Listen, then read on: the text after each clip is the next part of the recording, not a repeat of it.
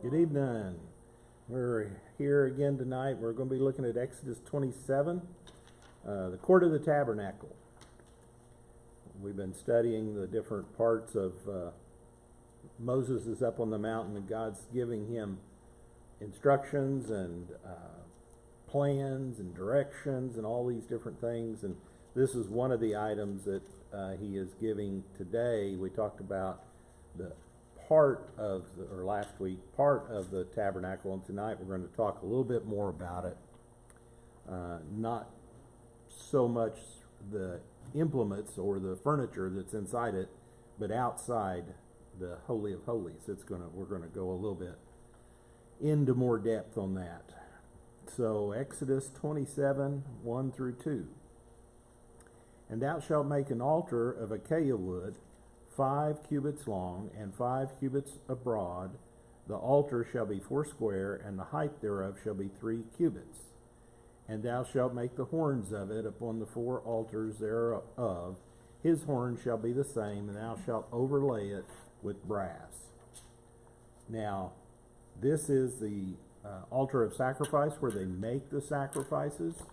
And if you want those, I don't have a copy of it on the internet, but you can Google some images of the altar. But if you go I think it's the 3rd page, there's a diagram at the bottom. You can kind of see the bronze altar in the front.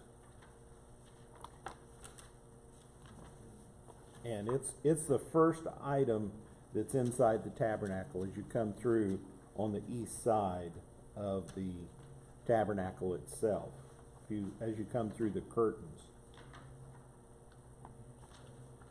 So we remember that a cubit is approximately, they think, 18 inches, 1.5 feet.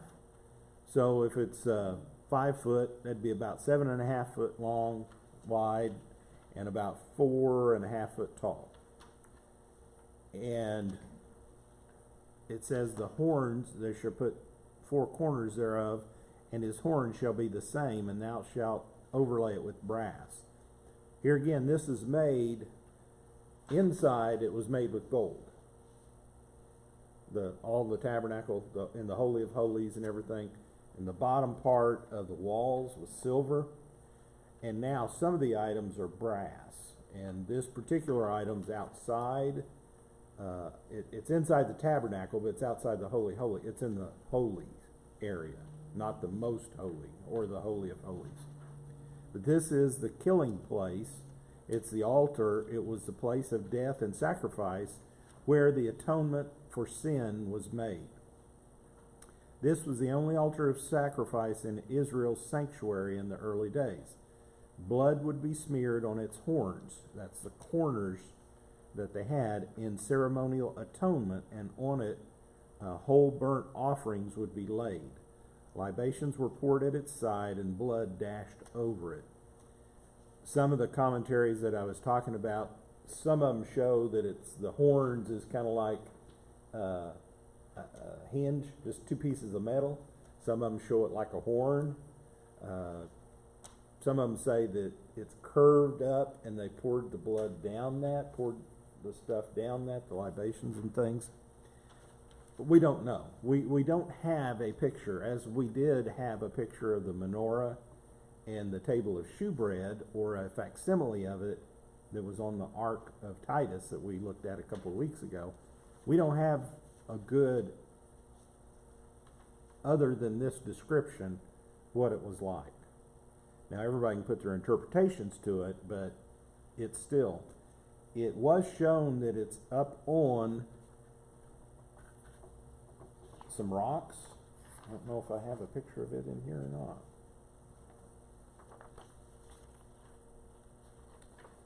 And going up to it, no, I don't.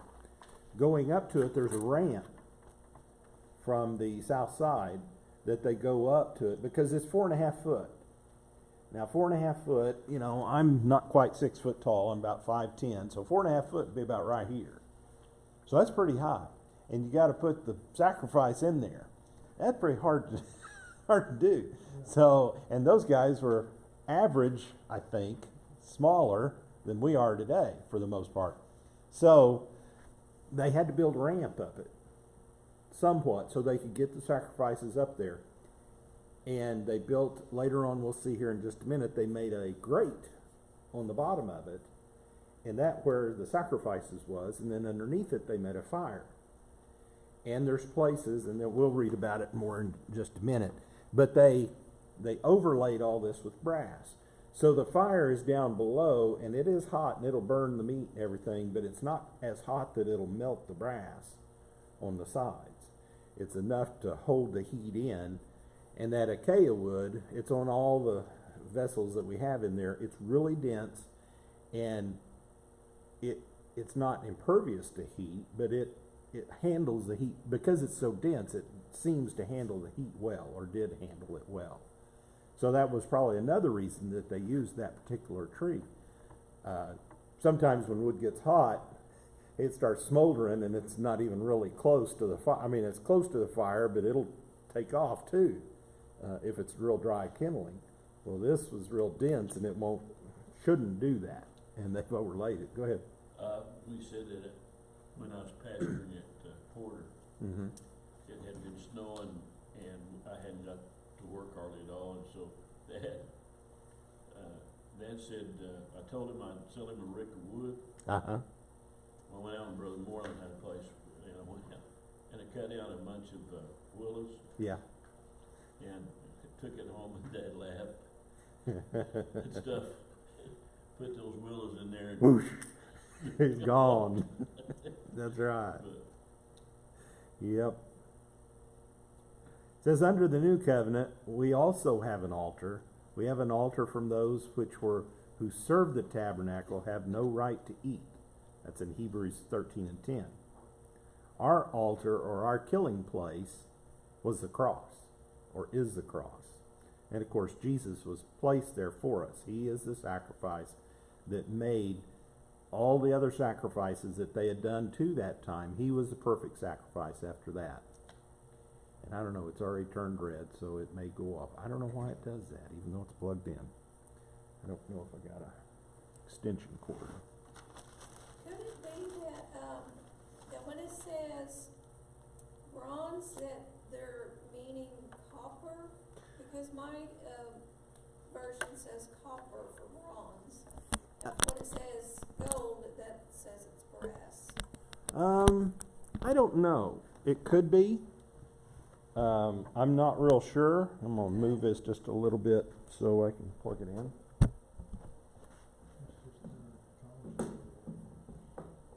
Well, they give you another interpretation. So another word for bronze is copper. There we go. Now I'm going to have to adjust it a bit. Okay, sorry for that. And it could be, let's see if it says, here it is on the bottom on B, it says it's made an altar of acacia wood, overlay it with bronze, and it was a box-like structure, and because it was overlaying, the bronze overlaid it, it could survive high temperatures. Here they estimate it was 7 foot 6 inches, well 7.5 is what I said, square, and 4.5 inches high. And that's all that it says on there.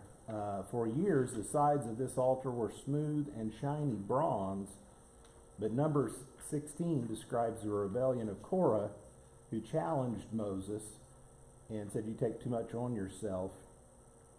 In confirming the leadership of Moses, God judged Korah and his followers and caused the ground to split and swallow up all the rebels of Korah. The Lord then commanded the priests to take the bronze incense censers held by Korah and his followers, to hammer them flat and to cover the altar of burnt offering with them, to be a memorial to the children of Israel. Now, I didn't go back and read that. I'd have to go back and read it again. So it's like, why do it again? Or why put more on it? I don't. Is that a reinforcement item? Well, and it may have been hammered it flat. I mean, they had to have it beforehand. Let's go on to the next one. It says, from then on, every time someone came to the altar burnt offering, they noticed the rough, hammered finish of the bronze. Oh, okay.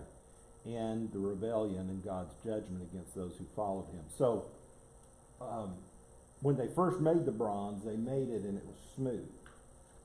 Afterwards, it was rough. I mean, hammering something out, you can hammer it so hard, but it's got a lot of dents and indentations. Even though it looks smooth, you run your hand over and it's rough. So for them, it made a memorial for this time. They shouldn't have talked against God's anointed, basically. He was Moses at that time. I don't know whether the finishes, I would say bronze is a pretty good, like I said, resistance of heat. It stands heat a lot better Yeah, than copper would. than copper would. And it's what, copper and tin is what bronze is, I think. It's a mixture of it. Bronze is stronger than copper? Bronze is an alloy, more or less. Copper is a mineral and tin is a mineral, but you mix them together and it makes bronze, and it has other features that you don't normally get. So, On the whole, it's a lot stiffer than. yeah, it's a lot stiffer than that. Copper's pretty, not real malleable, but if you have a copper pipe, you can bend it pretty easily, you know, if it's small, if it's a bigger diameter. But, so that's one of the things. Now, why would it be different? I don't know why they would have the difference. Okay, in part of this, they talk about, being gold or overlaid with gold, and then some of it they talk about it being brass. Right. Not brass, excuse me, bronze. Bronze. Bronze. Yeah, there's too many B's and R's. So there's some difference in some of it, so. Yeah. And here again, we haven't got into it. Next week we'll talk about the garments, but when they start naming the stones, their names are a little different than our names. They think they know what they are, we call diamonds and garnets and topazes and things, and some of those are the same, but then they have some jacinth and jasper and all these, and we not quite for sure if it's the same. So I can't really say. I would think bronze to me would make sense more than copper would for that purpose. It would me too. Yeah, Well, I'm not yeah. a male guy that knows all about No. those metals. No, No builder here. I just think that it would hold it better, yeah. These horns says so the altar would reach out in all directions, and that's what I've seen. Some of them are pointing up, but some of them are reaching out, like from the 45 degrees of the corner, so it's kind of spreading out like that. And said horns mean strength. Anytime you display horns, visualization in anything that they had back then, art or anything, it was a substitute or a meaning for strength, and that's what it is, and power. In sacrifice, atoning blood was applied to each of the horns. And the horns were to bind the beasts unto them that were slain in sacrifice, and to signify the power of Christ's priesthood. Now, because of this, they have down here in the next one, verse 3 through 8, accessories that goes with this altar, because they have to be able to they have to have some tools to go along with it. And thou shalt make his pans to receive ashes, and his shovels, and his basins, and his flesh hooks, and all his fire pans, all the vessels thereof shalt thou make of brass, and thou shalt make for it a grate of network of brass, and upon the net shalt thou make 4 brazen rings in the 4 corners thereof, and thou shalt put it under the compass of the altar beneath, that the net may be even to the midst of the altar. And thou shalt make staves for the altar, staves of acacia wood, overlay them with brass, and the staves shall be put into the rings, and the staves shall be upon 2 sides of the altar to bear it. Hollow with boards shalt thou make it, as it was showed thee in the mount, so shalt thou make it. So shalt they make it. So we see that here he's telling them there are different instruments that we have. And as we said before, they're going to have shovels to get in underneath it. To get that out, you have to shovel the ashes out as they coming in. They have to be able to put wood in, so they have some, of the, I don't know what a basin is, I guess water, or, what they hold the blood in, I guess is what I would say it was.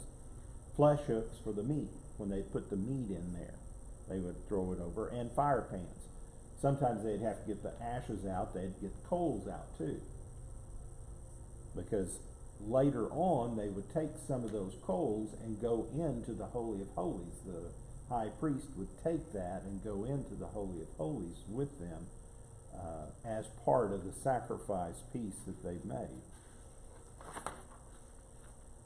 So these utensils were made for the offerings and the maintenance of the altar. Each was specially made for the tabernacle out of bronze, and each was set aside for the work of the tabernacle.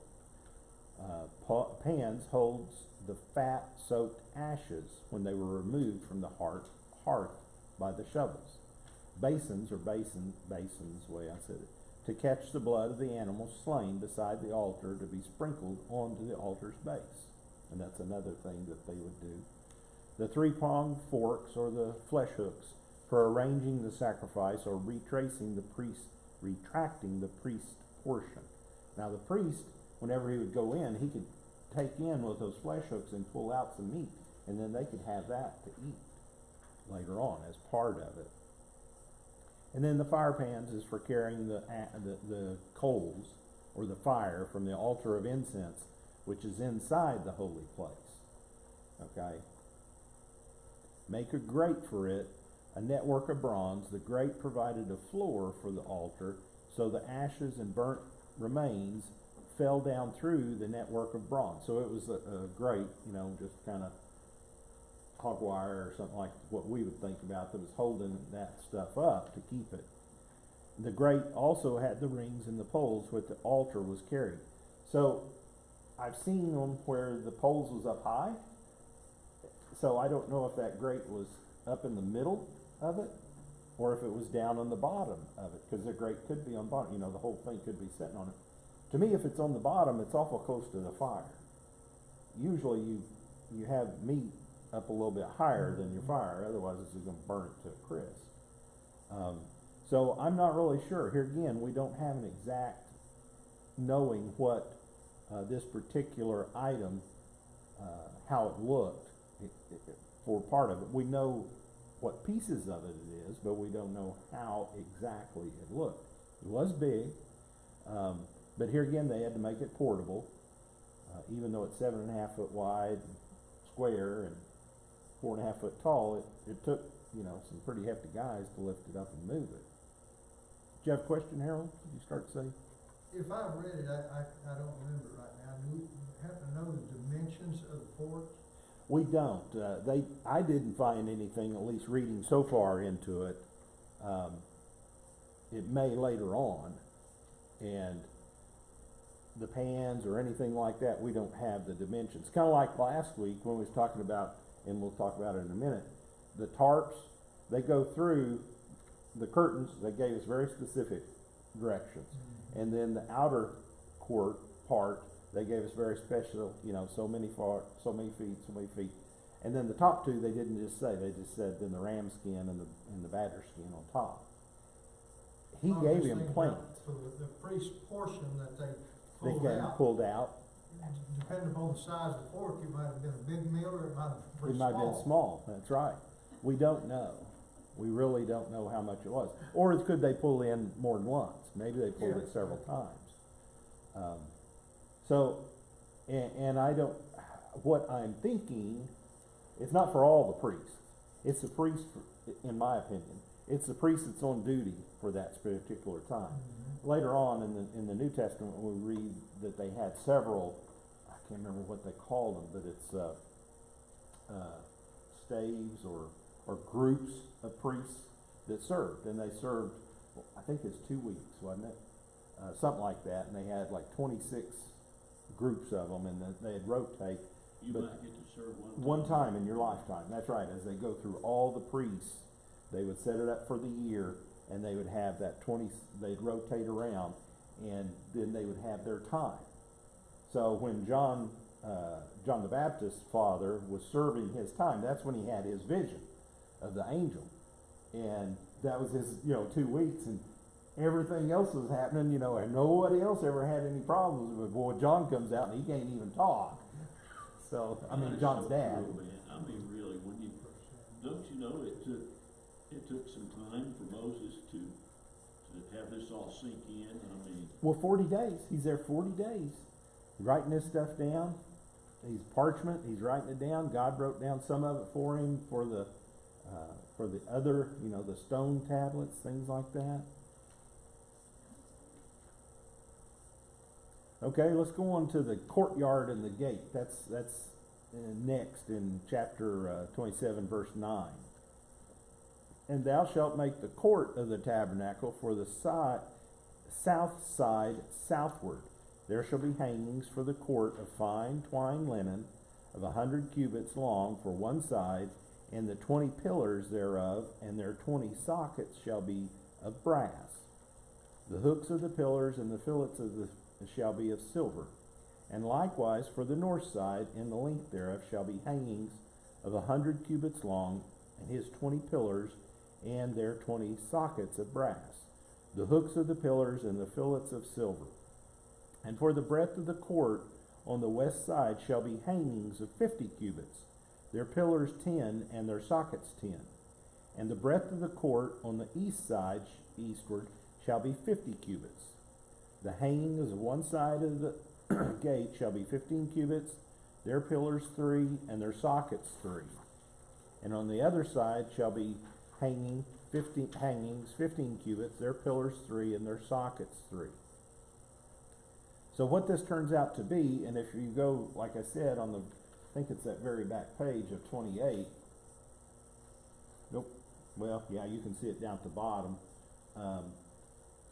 But the simpler, this one, the bottom of it, of that page on chapter 28, shows it's 150 feet by 75 feet. That's the whole area that the curtain's shown in. And Sister Janet brought a picture and showed me earlier of that area. If you want to look at it, hers was in color. We're going to look at it in just a minute. I've got a video that I thought was so cool.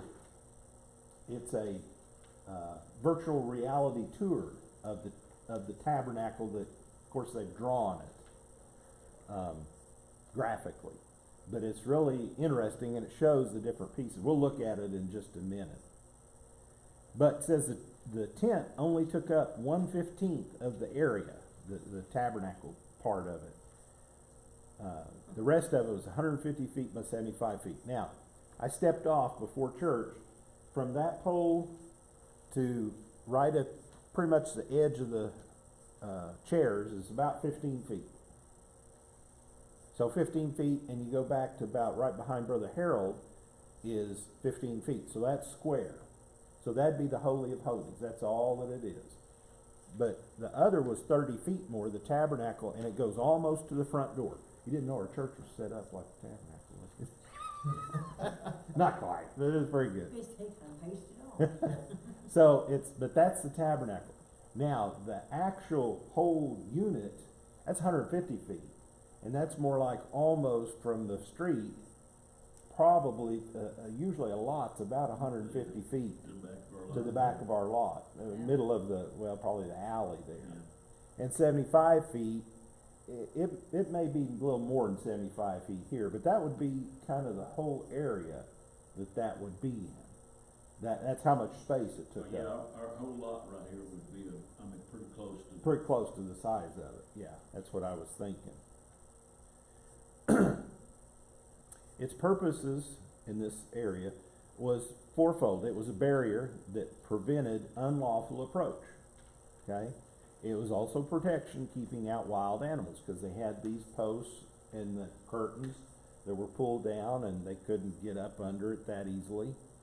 It was also a positive line of demarcation between the world and the holy presence of God. And it only had a single gate, and it's the way of approach to God. All through the Bible. Go back to the Garden of Eden. When the Garden of Eden, when Adam and Eve was kicked out, What did it say? They were kicked out and they were placed where? Of the garden? East of the garden. So the gate was, for the garden, there was an entrance on the east. And the angel, the cherubim, stood there with a flaming sword, keeping them out, not allowing them to come back in. Now the tabernacle's set up. And the tabernacle is set up with one way to get in, and it's to the east. So it's, to me, it's just here again, type and shadow. Later on, Solomon's temple set up the same way and all these things. It's demarcation between it. Outside of that, anybody can go. Inside of it, only certain people can go. And inside of, the Holy of Holies, only one person can go, one time a year. But it's just, to me, I never thought about the garden set up that way too, but it was, I think. I mean, I know it says, that's what it says, so I know what that, to me, it just, again, type and shadow. Even before this was even set up, the tabernacle, God had placed this as a reference for him. And the gate to the courtyard, for the gate of the courtyard shall be hanging 20 cubits of blue and purple and scarlet and fine twined linen wrought with needlework, and their pillars shall be 4 and their sockets 4. So there were 4 posts in the middle, one on each side and then 2 in the middle, to hold these curtains up to keep anybody going in to the tabernacle area, or to keep them out. It says it was the same ones, it may have been the same pattern or whatever, but it's the same colors that was used for the inside of the Holy of Holies, the curtains that was inside the Holy and the Holy of Holies. So the gate was 30 feet wide. This was the only way to get in and out of the tent of meeting, is what they call it, or the tabernacle.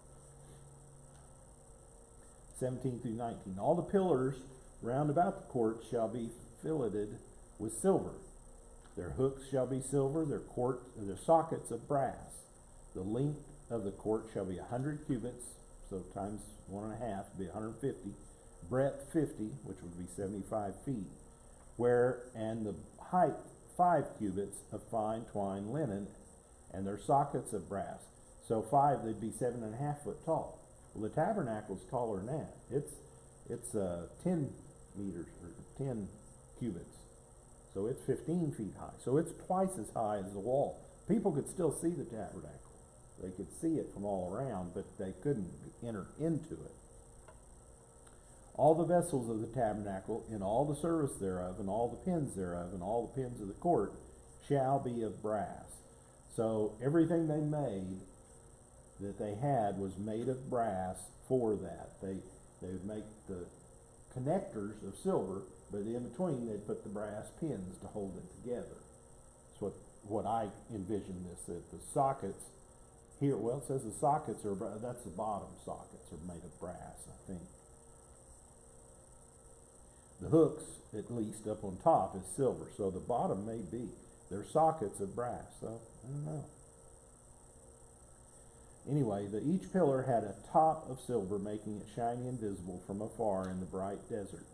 Each pillar also had a socket of bronze. Okay, that's for the base. Refining through the fire makes bronze.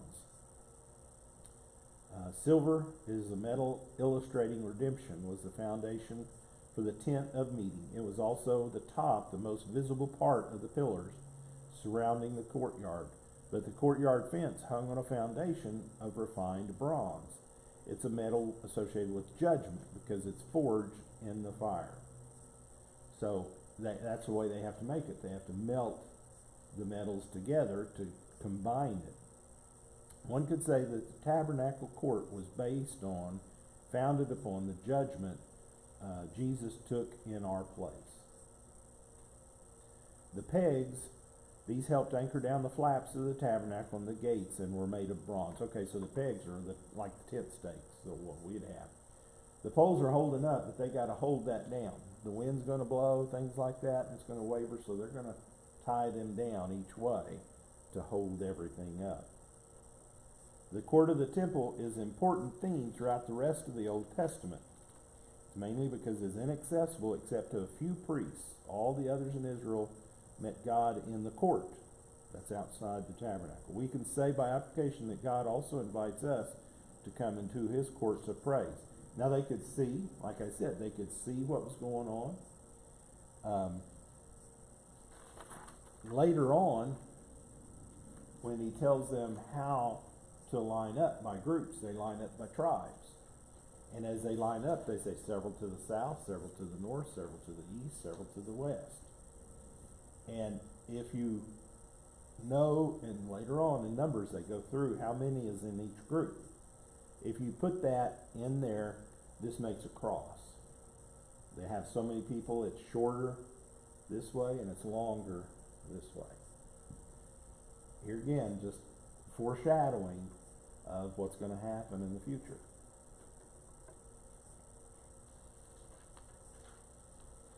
It says in an overview, in coming to the tabernacle, one saw a white linen fence with shiny spots of silver on the posts, holding up the fence, surrounding by thousands of black tents, with the pillar of cloud over an unassuming tent in the midst of the courtyard covered with badger skin.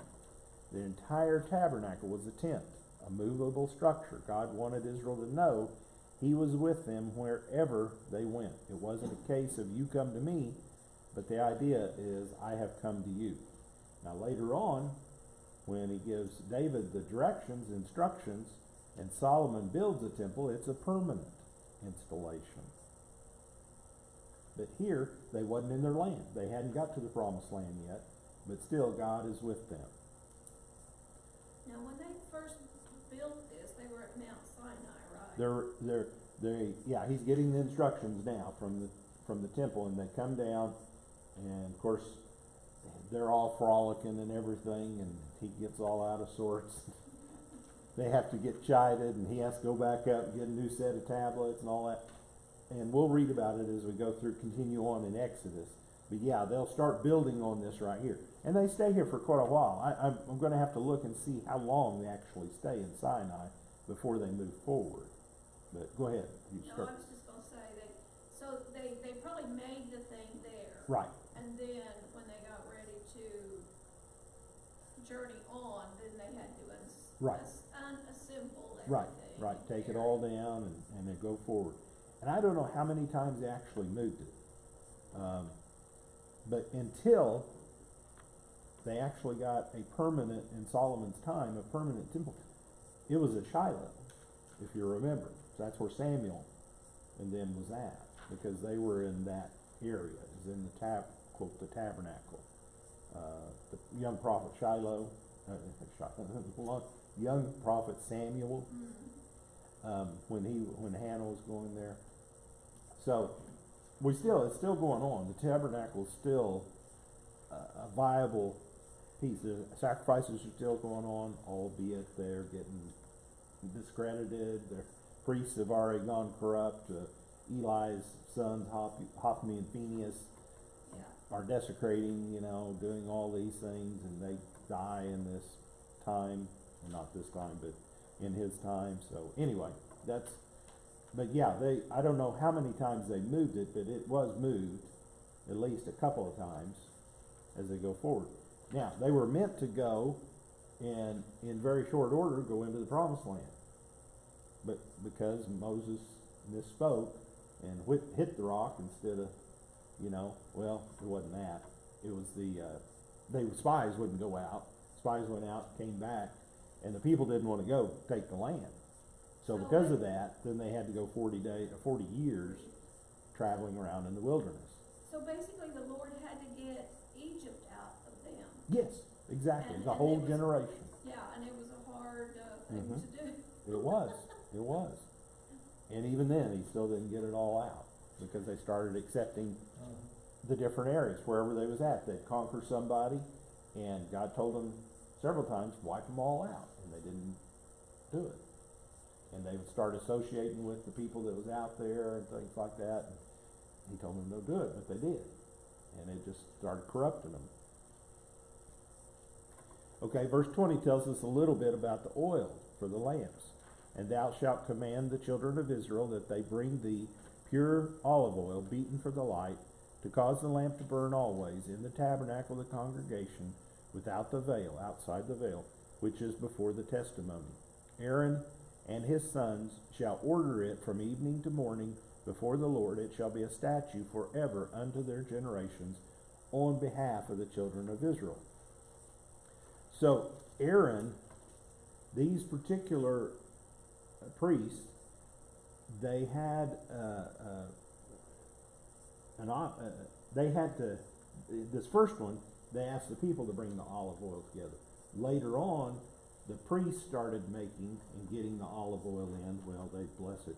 But then the priests started making the incense, and I'm getting ahead of myself, but it's on down in here. I guess I'm outside of this chapter, so I won't go any further on that. But they would press this olive oil out and get the oil, and it would burn. The oil was for the lamps in the menorah, the lampstand. The only light in the tabernacle came from these pressed olives, not beaten. So they would press them out. Beaten olive oil refers to the production of the very best oil. It's what the Mishnah, which is a book, a Jewish book, tells them. God uses a pressing work in the life of his people. Like Paul, may be hard pressed on every side, yet not crushed. And God uses our times of pressing for his glory. It says the saintly Machian used to say, when urging his brother ministers to diligently preparation for the pulpit, beaten oil for the sanctuary, and he strove to never present to his people truth which had not been beaten out by careful, devout meditation. Oil is uniformly the symbol of what? The Holy Spirit, the Holy Ghost, and of God. Here then is the true value and meaning of this sacred oil. The elect light bearers of the world are only able to fulfill their function by the Holy Spirit. You know, when you read about this, the priest, the Levitical priesthood was busy.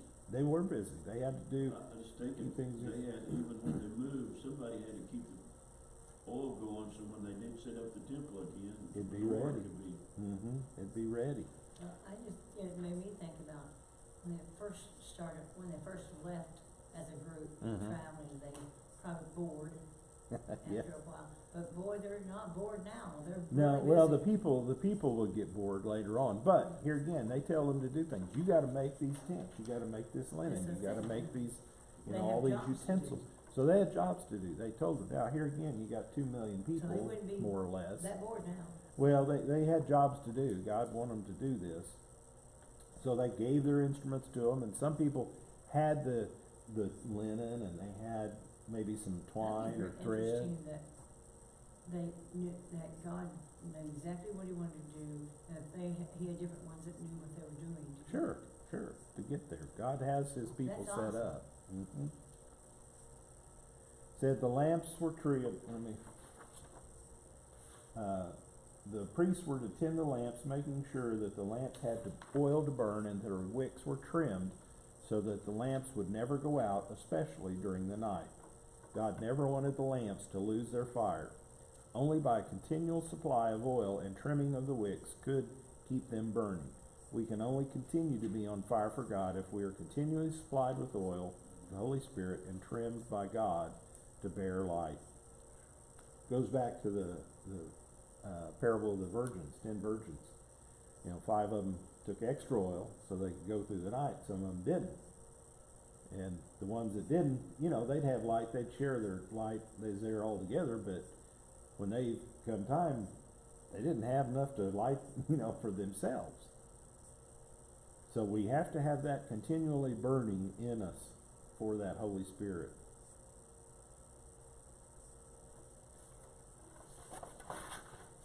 Well, I do want to show you real quick, because we talked about it, on this first diagram. There's a temple, and it's much like yours had, and it goes through, and I've kind of highlighted the different areas. The inside, the inner linen shows there, I kinda did it in a blue arrow, then the goat's hair is on the outside. If you go down that little box below, okay, it was 15 foot high, approximately, 15 foot wide, that's the cubicle, and 15 foot long, that's the Holy of Holies. So it said that the linen curtain was 28 cubits or 42 feet. And if you measure that out, that's 1.5 feet above the ground on each side of the tabernacle. So it goes up, over the top, and down, that inside curtain. Well, you gotta remember, the boards, they had those footings on them. So that took up some of that covered, they didn't touch the ground, evidently. Now the next layer, the goat's hair layer that covered that to prevent it, it was 30 cubits. So if you go up 15 and across 15 and down 15, that would be the 30 cubits or 45 feet. So it would be right along the ground. And that's what it's showing here, if you can kind of see the differentiation. That little blue linen layer is up above the ground about 1 foot. And then they show it as brown. They said it would be black, goat's hair. It's right at the base of those pillars. Makes you wonder, why did it want anything touching it? Well, it didn't want to get dirty. Didn't want it, in my opinion. It was a holy place. They had that because those bases were there, okay, to cover it up. So it's there for a purpose to keep people out, but also they want to rever it a little bit, Yes. in my opinion. And then we don't know, like I said, they didn't give us the dimensions of the ram skin or the badger skin. In this particular instance, they're showing that the ram skin went all the way to the ground, and then the badger skin on top of it, which was kind of the rain protection, went over it.